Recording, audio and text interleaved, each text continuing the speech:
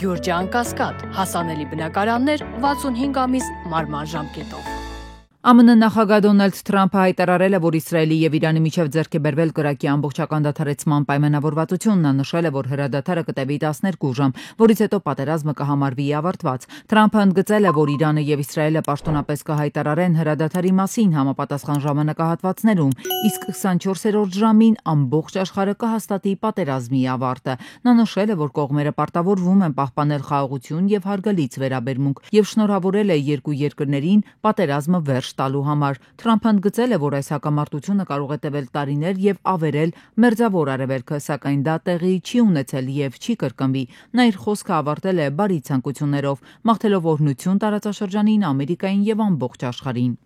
Իսրայելի վարչապետի գրասենյակը հայտնել է, որ Իսրայելը համաձայնել է Դոնալդ Թրամփի առաջարկած հրադադարին, նշելով, որ Թել Ավիվը հասել է իր ռազմավարական նպատակներին, իսկ Իրանի միջուկային եւ հրթիռային սպառնալիքը վերացվել է։ Ըստ Թրամփի, կողմերը համաձայնության են հասել կրակի լիակատար դադարեցման շուրջ եւ 12 ժամ անց պատերազմը կհամարվի ավարտված։ Իրանի արտգործնախարար Աբբաս Արաղչին նշել է, որ այս պահին Իրանը եւ Իսրայելը կրակի դադարեցման վերաբերյալ որևէ համաձայնության չեն հասել։ Նրա խոսքով ռազմական գործողությունների դադարեցման վերաբերյալ վերջնական որոշում դեռ չի կայացվել եւ այդ հարցը կքննարկվի ավելի ուշ։ Այս մասին Արաղչին հայտնել է իր տելեգրամյան ալիքի միջոցով։ Նշենք, որ մինչ այդ ԱՄՆ նախագահ Թրամփը հայտարարել է, թե Իսրայելի եւ Իրանի միջև ձեռք է բերվել համաձայնություն։ Հունիսի 24-ի առավոտյան Իսրայելը կրկին ավիահարվածներ է իրականացրել Թեհրանի եւ Իրանի այլ շրջանների նկատմամբ ըստ իրանական լրատվամիջոցների հարվածներ են հասցվել նաեւ երկրի հյուսիսային, հյուսիսարևմտյան եւ հարավային քաղաքներին։ Զեկուցվում է երկու իրանցի միջուկային գիտնականների սպանության մասին։ Իր հերթին Իսրայելի պաշտպանության բանակը հայտնել է, որ Իրանից արձակվել է 6 հրթիռ 2 համազարկով։ Երկրորդ հարձակման արդյունքում Բեեր-Շեբայում բնակելի շենք հետ ուժեր զոհվել է 3 մարդ։ Ավելի ուշ արձանագրվել է նաեւ բալիստիկ հրթիռի նոր արձակում։ Ամերիկայի նախագահ Թրամփը հայտարարել է, որ երկու կողմերն էլ գրեթե միաժամանակ դիմել են իրեն խաղաղության խնդրանքով։ Իրանի արտաքին գործերի նախարար Արաղչին նշել է, որ Իրանը պատրաստ է դադարեցնել պատասխան գործողությունները, եթե Իսրայելը դադարեցնի ագրեսիան Իրանի ժողովրդի դեմ։ Իրանի իշխանությունները հայտարարել են, որ երկրի օրենսդիր մարմինը քննարկում է մի օրինագիծ, որը ենթադրում է ՄԱԳԱՏԵ-ի միջազգային ատոմային էներգիայի գործակալության հետ գործակցության կասեցում։ Ըստ Մեջլիսի նախագահ Մոհամմադ Բաղեր Ղալիբաֆի, նման քայլը համարվում է պատասխան ՄԱԿ-ի միջուկային գործակալության ոչ պրոֆեսիոնալ պահվածքին։ Նա նշել է, որ քննարկվող օրինագիծը կմնա օրակարգում, քանի դեռ Թեհրանին չեն տրամադրվել գործակալության պատասխանատու եւ պրոֆեսիոնալ վարքագծի հստակ երաշխիքներ։ Եթե Իրանի միջուկային օբյեկտների վրա հարվածները շարունակվեն նաև Իրանի հյուսիսում Հայաստանին ավելի մոտ գտնվող Թավրիզի եւ այլ քաղաքների օբյեկտների վրա, ապա ռադիոակտիվ թունավորման վտանգը կմեծանա։ Մասնագետների խոսքով այս պահին դեռևս չկա այդպիսի վտանգ։ ՄԱԿ-ում էներգետիկայի գծով Հայաստանի ազգային փորձագետ Արա Մարջանյանը թեև խիստ անհավանական է համարում Իրանի տարածքից ուրանը դուրս բերելու տարբերակը, սակայն շեշտում է, որ հարստացված ուրանի տեղափոխումը եւ անգամ հարստացված ուրանի հնարավոր արտահոսքը ճառագայթման բարձր վտանգ չեն առաջացնի։ Իսրայելի երկինքը վերաբացվել է ներգնաթռիչքների համար, հայտնել է Իսրայելի օդանավակայանների վարչությունը։ Իսրայելական լրատվամիջոցները նշում են, որ Իսրայելի օդային տարածքը վերաբացվել է իրանական բալիստիկ հրթիռի կրակոցների պատճառով կարճատև փակումից հետո։ Ֆրանսիայի նախագահ Էմանուել Մակրոնը հայտնել է Ֆրանսիայի համերաշխությունը Կատարին, ընդգծելով, որ Իրանը հարված է հասցրել այդ երկրի տարածքին։ Նա կողմերին կոչ է արել ցուցաբերել առավելագույն զսպվածություն, նվազեցնել լարվածությունը եւ վերադառնալ բանակցությունների սեղան։ Մակրոնը հավելել է, որ ստեղծված քաոսային իրավիճակը պետք է ավարտվի։ Բաքվի զինվորական դատարանում շարունակվում է Ադրբեջանում ապօրինաբար պահվող Արցախի նախկին պետնախարար Ռուբեն Վարդանյանի դեմ հարուցված շինծուքր գործերով դատավարությունը։ Հավելենք, որ Արցախի մյուս ղեկավարների ու պաշտոնյաների շուրջ 15 անձի նկատմամբ հարուցված շինծուքր գործերը քննվում են առանձին։ Վարչապետ Նիկոլ Փաշինյանը հայտարարել է, որ Հայաստանի էլեկտրական ցանցեր Փակbaşնետիրական ընկերության պետականացման ազգայնացման պլանը արդեն պատրաստ է եւ շուտով կսկսվի դրա գործնական փուլը։ Վարչապետը նշել է, որ գործընթացը կընթանա Հայաստանի օրենսդրության համաձայն։ Նա հիշեցրել է, որ հեծի գործունեությունը հանգեցրել է գրեթե էներգետիկ ճգնաժամի եւ ներքին հանրության դժգոհության, ինչի պատճառով կառավարությունն ընտրել է երկու տարբերակ՝ կամ ընկերությունը կվերականգնի հասցված վնասը, կամ այն կընդգրկվի պետական համակարգում։ Փաշինյանը հավելել է, որ այժմ մասնագետներն ու իշխող խմբակցությունը քննարկում են հեծը ազգայնացնելու վերաբերյալ օրենքի նախագիծը խորհրդարան բերելու հարցը։ Էկոնոմիկայի նախարար Գևորգ Պապոյանը հայտնել է, որ այս տարվա հունիսի 1-ից 23-ն ընկած ժամանակահատվածում Ռուսաստանը հատել է Ծիրանով բեռնված 502 բեռնատար։ Նրա խոսքով միայն վերջին 3 օրում Ռուսաստանի մաքսային սահման է անցել 136 բեռնատար, հայկական Ծիրանով։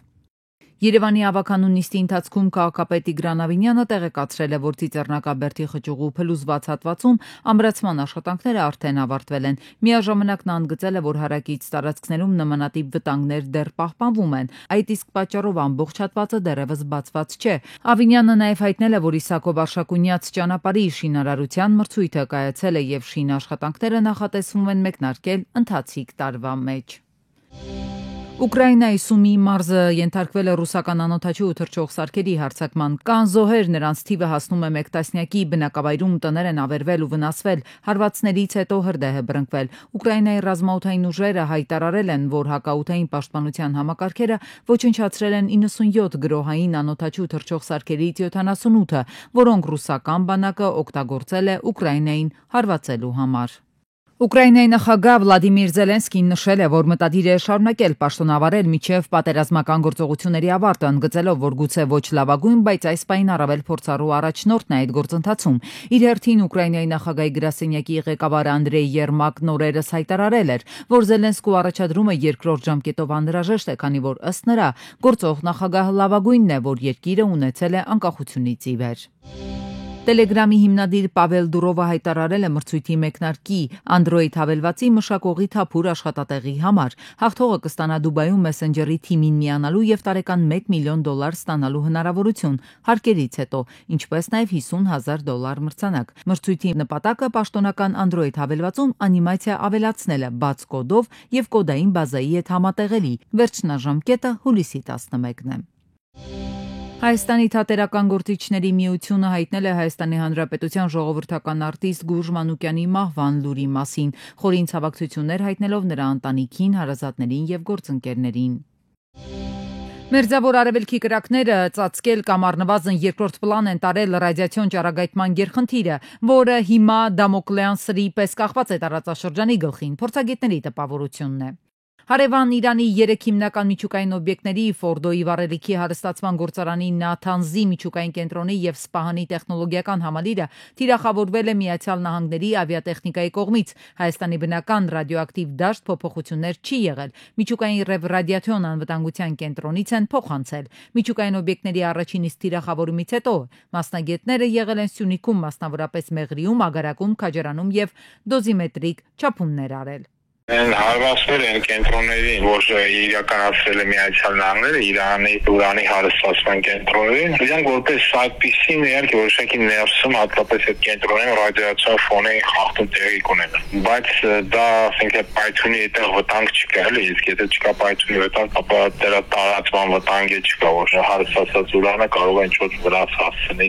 շրջապատին։ Ռադիոակտիվ ֆոնը բարձրանում է, երբ որ աշխատած միջուկային վառելիքի հետ ինչ-որ բան տեղի ունենում։ Ուրանը ինքնին ռադիոակտիվ է, բայց ուրանի կիսատրվման պարբերությունը կյանքի տևողությունը շատ երկար է ու ինքը այդքան վտանգ չի ներկայացնում։ Վտանգ է ներկայացնում աշխատած միջուկային վառելիքը, որի մեջ շատ ռադիոակտիվ էլեմենտներ կան եւ ֆոնը շատ բարձր է։ Մագատեն ատոմային էներգիայի միջազգային գործակալությունն էլ չունի տեղեկություններ, թե Իրանի միջուկային օբյեկտներից դուրս ճառագայթման մակարդակը բարձրացել է, բայց կառավարիչների խորհրդի արտահերթ նիստ է հրավիրել տարածաշրջանում գործող ատոմային օբյեկտների խոցելիությունը աչքի տակ ունենալով։ Մասնագետի պնդմամբ այս հարցում մեր երկիրն էլ կարող է մտահոգվելու պատճառ ունենալ։ Իրենք ունեն աշխատող Բուշերի այդ ատոմակայանը։ Ատոմակայանը գտնվում է հարավային մասում, Պարսից ծոցի մոտ։ Ինքը, եթե հանկարծ իրեն հարված եղավ, ինքը կառաջացնի ռադիոակտիվ ֆոնի բարձրացում եւ կախված նրանից, թե քամին դեպի ուր կփչի, կարող է գալ դեպի Հայաստան։ Կախված թե ինչպիսի հզորությամբ հարված կլինի, ինչ աղետ վթար կլինի, այդ ամենը պետք է հաշվարկվի։ Հաշվարկների մասին արտակարգ իրավիճակների նախկին պաշտոնյան է գրում, եթե ինքը համակարգեր ճգնաժամային հաղորդակցության եւ հանրային իրազեկման համակարգը, ապա միանգամից 5 քայլ կաներ, առաջնահերթ պետական կառավարման ու տեղական ինքնակառավարման սեղաններին կդներ ճառագայթային վթարների դեպքում բնակչության պաշտպանության ազգային պլանը ու մի շարք այլ օրենքներ, որոնք նախատեսում են ձևավորել ճառագայթային, քիմիական ու կենսաբանական իրավիճակի մշտական հսկողության համակարգ։ Կառավարության անունից կդիմեի ՄԱԳԱՏԵ, Եվրամիություն, ՆԱՏՕ, ՀԱՊԿ, տարբեր երկրների, հայտնելով մտահոգությունս նույնիսկ խոր եւ կոնկրետ ցուցակով օգնության խնդրանքով, առաջին հերթին կալիումի յոդի։ Իսկ գործադիրն առայժմ միայն մշտադիտարկում է միջուկային անվտանգության կարգավորման կոմիտեից են վստահեցնում։ Իրավիճակից ոչ մի պահ աչք չեն կտրում, չեն կտրի։ Փաշինյանի Թուրքիա այցից հաշված օրեր առաջ Ալիևի օգնական Հաջիևն էլ վերջնագիրը դրեց սեղանին Հայաստանի իր պատկերացրած կարևոր քայլերից խոսեց։ Զանգեզուրի միջանցք կոչվածը հիշատակեց։ Մենք հիմա ակնկալում ենք, որ Հայաստանը կարևոր առաջին քայլը պետք է անի Զանգեզուրի միջանցքի մասով։ Ես գիտեմ, որ իմ որոշ հայ գործընկերներ բարկանում են միջանցք բառից։ Ես միշտ կատակում եմ, որ Ադրբեջանի ամբողջ տարածքն է միջանցք։ Լավ, այն անվանեք անցուղի։ Մենք ցանկանում ենք առաջին հերթին ունենալ կապ Նախիջևանի հետ, քանի որ 30 տարի մենք զրկված ենք եղել այդ հնարավորությունից։ Հենց որ լինի Նախիջևանի հետ կապը, ես կարծում եմ, որ այստեղ կարող են բացվել այլ հնարավորություններ Հայաստանի համար եւս, բայց մենք եւս կուզենք տեսնել Հայաստանին որպես հիմնական տրանսպորտային հաղորդակցությունների մաս։ Բաքու-Անկարա տանդեմը Հայաստանի վերաբերող հարցերում տարաձայնություններ թերևս չունի, Զանգեզուրի միջանցք կոչվածի հարցում հաստատ չունի։ Փաշինյանը Թուրքիայում ասաց, ուզում են մեր տարածքով թող գան եւ դարձյալ հիշատակեց խաղաղության խաչմերուկը։ Այս բանի հայության այս բանը մեր բոլորիս, վայ նրանց նպատակը Թուրանն է։ Ինչ են ուզում իրանք։ Ուզում են Հայաստանի տարածքով գնան գա, թող գնան գա անիքի, վատա դա մենք ենք առաջարկում, մենք ենք այս նախագծով, ասում ենք իրանց էլ ենք ասում, ասում ենք ինչ եք ուզում, ասում են ուզում ենք գնանք բան, արևելք, արևմուտք, հյուսիս, հարավ, ասում ենք գնացեք, ինչու՞մն է պրոբլեմը, իսկ ինչի պետք է չգնան, պատկերացնեք 21-րդ դարում երկիր, դուք կարող եք այսօր ցույց տալ զարգացած որևէ երկիր, որի սահմանները փակ են։ Մասնագետները սակայն միանգամից նկատեցին Թուրանական ծրագրում Հայաստան չկա, նրանք այստեղ բացառում են հայերին։ Բացի այդ նաև նկատում են կառավարության ղեկավարը արդյունավետ արտաքին քաղաքականությունից է խոսում, բայց 57 պետություն ընդգրկող իսլամական գործակցության կազմակերպությունն ըստ էության վերահաստատել է լիակատար համերաշխությունը Ադրբեջանին խոսել մեջբերեմ հայկական ագրեսիայից տուժած ազատագրված տարածքները վերականգնելու եւ վերակառուցելու ջանքերում։ Իսկ Ադրբեջանի արտգործնախարար Բայրամովը իսլամական այդ կազմակերպության նիստում դժգոհել է Հայաստանից։ Երևանը չի կատարում, ասել է պարտականությունները։ Երևանը չի կատարում Ադրբեջանի եւ Նախիջևանի միջև անխափան հաղորդակցություն ապահովելու պարտականությունը։ Բաքուն առանց շունչ առնելու նոր պահանջներ է առաջ բերում եւ ինչ հաշվարկներ անում արևելքի երկինքը հուրհրում է ամերիկան է խառնվել կռվին։ Վաշինգտոնն անթաքույց չի բացառում իշխանությունն Իրանում, որ նպատակը ոչ թե պարզապես Իրանում միջուկային զենքի ստեղծումը բացառելն է, այլ իշխանափոխությունը։ Թրամփ ինքն է գրում հաստատում սոցիալական ցանցի իր էջերում։ Իսրայել-Իրան կրակն ավելի է թեժանում։ Նաեւ միջուկային աղետի մասին է ահազանգում։ Մասնագետները վատ սցենարները Հայաստանի համար վտանգավոր են համարում։ Վատ սցենարը Հայաստանի համար շատ վտանգավոր է, որովհետև եթե Իրանում ապալվեց իշխանությունը, այսինքն խաոս ալինելու ինչ-որ ժամանակ եւ Իրանը չի կարողանալու իր դեպող դերը տանել մեր տարածաշրջանում, ապա Ադրբեջանը եւ Թուրքիան լայն հնարավորություններ կստանան Հայաստանի վրա հարձակվելու համար։ Բնականաբար մենակ Իրանը չի զսպում այս պահին Ադրբեջանին եւ Թուրքիային, բայց Իրանը արդյունքի պայուն է զսպման մեխանիզմի մեջ։ Եթե Իրանը չլինի, ապա շատ դժվար կլինի իրենք զսպել նոր ագրեսիա։ Ինչ հուն կմտնի մերձավոր արևելյան այս սրացումը մասնագետները չեն շտապում կանխատեսել, չբացառելով երկարատև առճակատումը, կողմերը անզիջում են։ Իրանին Ամերիկայի հարվածներից հետո Իսրայելի վարչապետ Նեթանյահուն նամակ է թողել լացի պատի մեջ ու աղոթել։